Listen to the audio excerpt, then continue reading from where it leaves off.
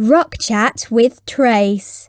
This interview I'm talking to Todd Whitener from the band Blitzkrieg, whose members are Form from Tantric, Days of the New, Submerged and I Emperor. Hello and thanks for doing the interview.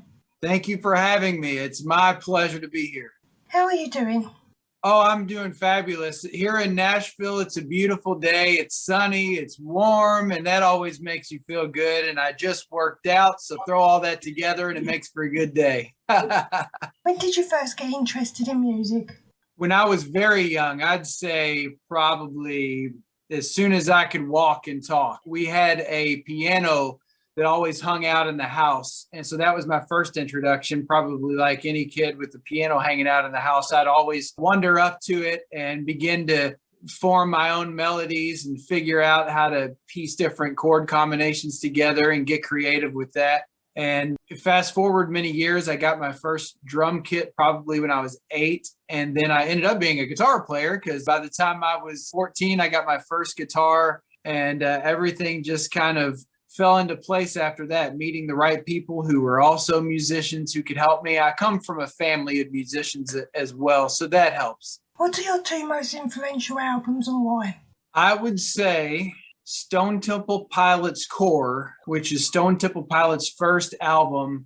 That one because it was a very influential time period of my life. I was in high school when that album came out.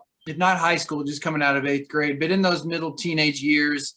And at that point was around the transition going from kind of the hair metal being the predominant rock model to kind of the more grunge scene taking over with the Nirvanas of the world, the Alice in Chains, the Pearl Jams, the Soundgarden, Stone Temple Pilots. And that album, that Stone Temple Pilots album, resonated and still resonates with me so much. Not only the songwriting, but as a guitar player, I absolutely love his guitar sound on that record. I feel like it's a larger than life guitar sound that has always stuck with me. In fact, every time I'm in the studio, I've got that guitar sound embedded in my brain. I'm kind of always pushing my sound in that direction because it's kind of imprinted in my DNA now, and my signature sound that I'm always pushing for. And the number 2 most influential album, I'd probably say Metallica, Master of Puppets. If I had to throw out another one, Metallica was in my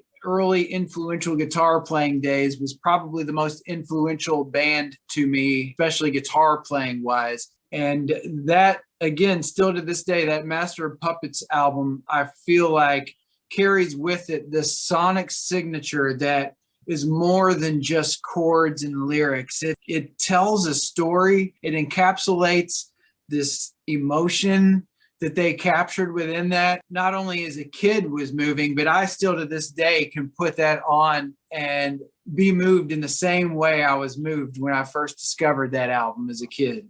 How did the reunion come about? Have the three of you stayed friends throughout the last 20 years? We've always stayed friends, but have had lengths of time in between where our life trajectories had us in different places over the years. For example, I live in Nashville now. Matt and Jesse, they live in Southern Indiana. Jesse, stayed really busy with his own band, that they're an event band that they play lots around town in that area. And his plate was always full with that. Matt and I fell out of touch for a little while because he was dealing with some legal issues that he was fighting through and trying to kind of course correct his life from some mistakes that he made. And through that, though, we always would kind of once in a blue moon keep in touch. Hey, what have you been up to? In fact, in 2014, we did reconnect briefly for a Days of the New reunion tour that was short-lived, though, because unfortunately the wheels fell off of that, so to speak, within about the first 15 shows. And it just wasn't meant to be. And so, yeah, fast forward many years, we still kept in touch here and there, just keeping tabs on what each other were doing in our lives. And when Donald Carpenter, the singer of Blitzkrieg here and formerly of Submerged and I Empire, when he came into the fold, when him and I became friends, it seemed like a natural progression to have us all reconnect as far as Jesse, Matt, and myself, and all of us see if we can make lightning strike for a third time in a row. How did you get together with Donald?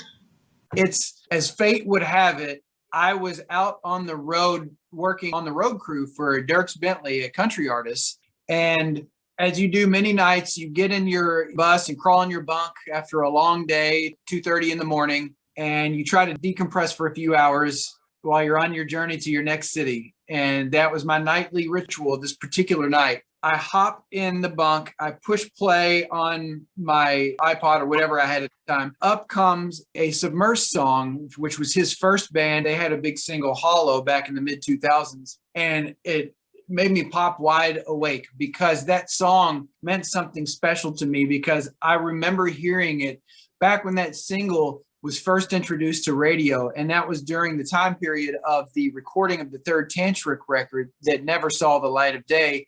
But to and from the recording studio, I recall vividly that I would listen to his music and it resonated with me in such a way that, in an odd way, that I kept envisioning myself writing music with him every time that I would hear him come on the radio. And I just kept thinking, wow, I wonder what kind of music we could create. I just felt an interesting connection with, I suppose, his energy, the tone of his voice. I can't really describe it past that. It was just always an interesting connection. So fast forward again to this night in which I lay in my bunk, I push play, that song comes on, and it makes me remember this like connection because I hadn't listened to it in many, many years. And as I'm laying there, I'm like, I wonder what he's doing these days. And I start Googling and I discover his band after that, which was I Empire. And then it seems like there's kind of a lull in the action in the couple of years leading up to that moment in time. And I do find an Instagram account that looks like it's him. Come to find out, a friend had talked him into beginning that Instagram account 3 days before I found him. And I reach out to him blindly at 3 o'clock in the morning ish, riding down the freeway on an Instagram message and say, hey, Todd here. I'm a big fan of yours. I'd love to get together and write some music one day. He immediately responds with, man, I'm a big fan of yours. I would absolutely love that.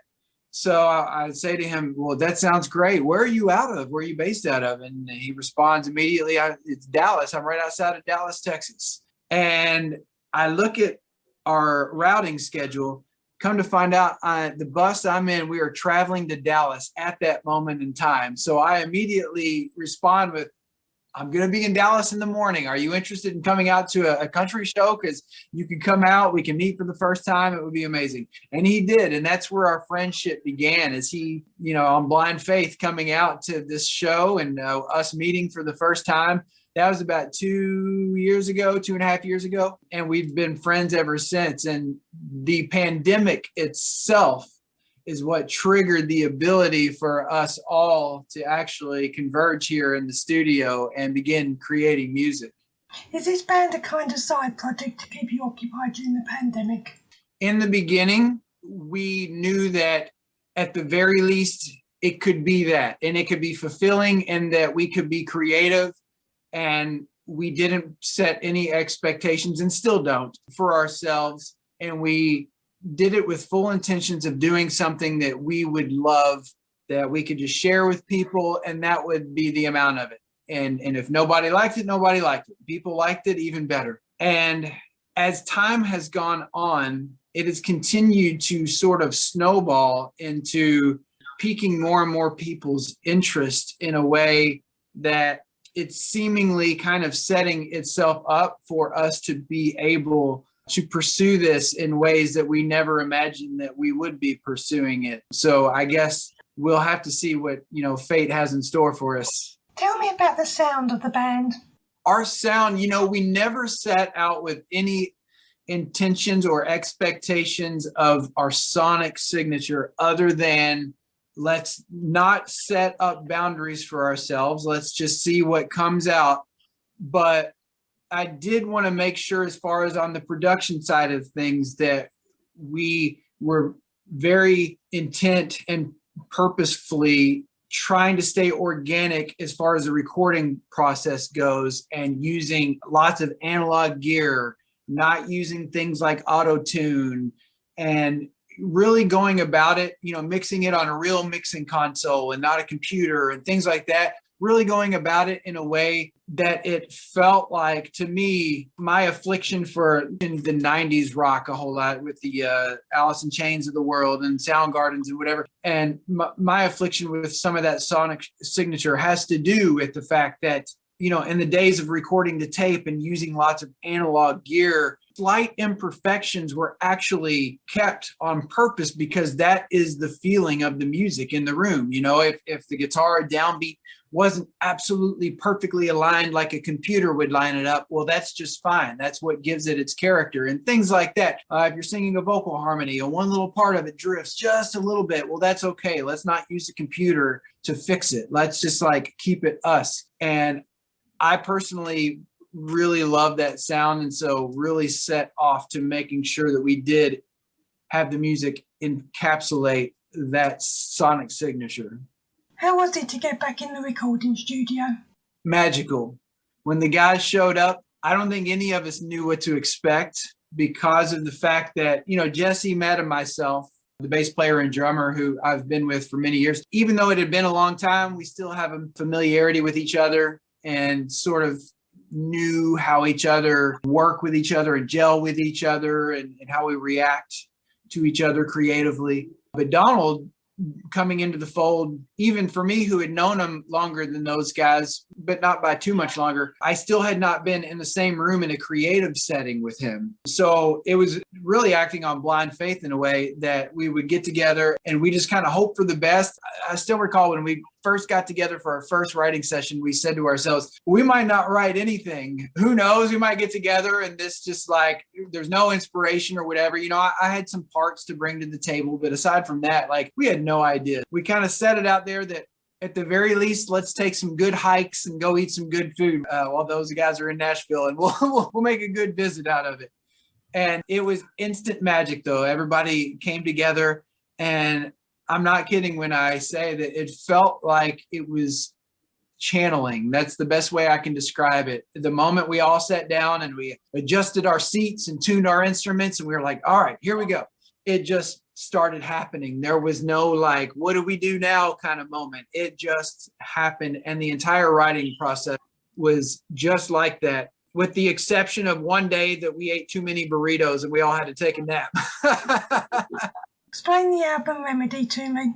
It ended up accidentally like a concept album, in that concept albums, for those who might not be as familiar, they're albums that have a running theme from the first song to the end, and it tells the story sort of like a book would do with chapters. And we had discussed the idea of a concept album early on, but quickly kind of readjusted ourselves and didn't want to put that kind of pressure on ourselves, because we were like, all right, let's just kind of focus on just whatever comes out instead, because we don't want to overthink this thing. But at the end of the day, when we found that we had completed the last song on the record, and I say that like that because we did, when we finished the 10th song, which the album has 10 songs on it, we just kind of knew it in that moment in time. We were like, this feels complete. This feels like this collection of songs is the story to tell for our first body of work. But when we sat back and reflected on what was there, we quickly realized that by accident, it did end up very much like a concept record, because the beginning of the album starts with a song called Inside Me, which tells the story of the battle within each one of us as humans, of kind of the good and the bad, the voice inside that always kind of chirps at us, trying to convince us to make the wrong decision when we know we should be going this direction, but instead it's like, no, hey, try over here. Let's go over here and see what happens. Whether there's many scenarios in which you could apply that to, but it sets itself up highlighting that battle within. And by the end of the album, it ends with the song Remedy, which again highlights what the remedy for the cause and effect of all that would be. And everything in the middle is sort of the journey from point A to point B, so to speak, or I suppose point A to point Z. So we're very, very pleased by the accidents that came out of it as far as the flow of the meaning of the record. Tell me about Parasitic. That one is the follow-up song. It's the number 2 song on the album. It follows up Inside Me.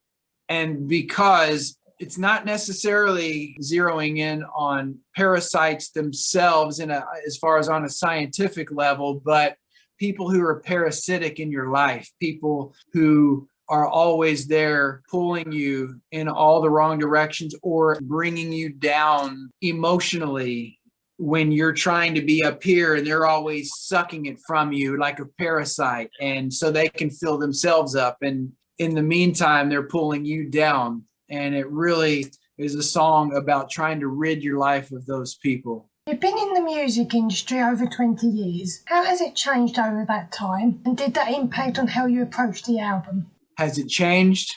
Yes, drastically. This is the part that makes me feel old. I mean, I don't feel old, but I guess it makes me sound old, because when we began during the process, the recording process of the Days of the New record, for example, there was basically no internet. There was definitely no YouTube. There was no Facebook. There was no social media, no Instagram. When you wanted your album heard, you depended on, terrestrial radio to pick it up and get it out to people so that they could check it out, or just grassrooting it, get out there and playing all the local bars so that people, one by one would hopefully spread the word. And also maybe local papers, local, college papers or the local publications. And now it's almost like the world is at everyone's fingertips, right? With YouTube, social media, almost to a fault of mine, because I've never warmed up to it really, because of I don't love the fact of how much negativity is out there in this the sphere of like social media, let's say. And I understand that in order to get out there and show people the positive stuff that we would like to have an impact, you have to face the negative. That's just part of the deal. So I think on an operational level, it's all about trying to figure out how to wall off that negative and just not pay attention to it. But aside from that, you asked how is it different? And really we're figuring that out as we go, because we're all kind of like that. Like we're all so relaxed into just the organic, hey, let's this thing just make its own path.